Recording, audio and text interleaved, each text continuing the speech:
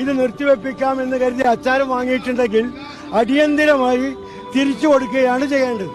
ഇങ്ങനെ ഞങ്ങൾക്ക് കിട്ടാത്ത നിങ്ങളുടെ സങ്കല്പത്തിലുള്ള ഒരു സ്റ്റോപ്പ് മെമ്മയെ കുറിച്ച് ഞാനെന്ത് പറയാനാ? നിങ്ങൾ കുറെ കാലമായല്ലോ ഈ വാർത്താ ചാനലുമായി മൈക്കുവേറ്റ് നടക്കുന്നത്. ആരെങ്കിലും നിയമപരമായി വാക്കാൽ ഉത്തരവ് നൽകാറുണ്ടോ?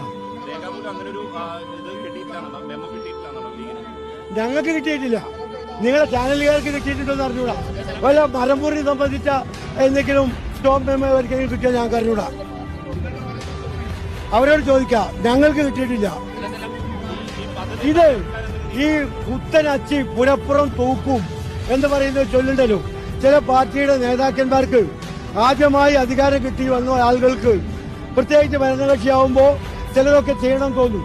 അത് പാവപ്പെട്ട ഒരു വലിയ ദുരന്തത്തിനിരയായ നിരവധി നൂറുകണക്കിന് കുടുംബങ്ങളെ അവർക്ക് തലചായ്ക്കാൻ ഒരു ഇടമുണ്ടാക്കി കൊടുക്കുന്ന പ്രവർത്തനത്തെ തടസ്സപ്പെടുത്താൻ രാഷ്ട്രീയ ദുഷ്ടലാക്കോടുകൂടി ആരെങ്കിലും പ്രവർത്തിച്ചാൽ അതുകൊണ്ട് ഇത് നിൽക്കില്ല.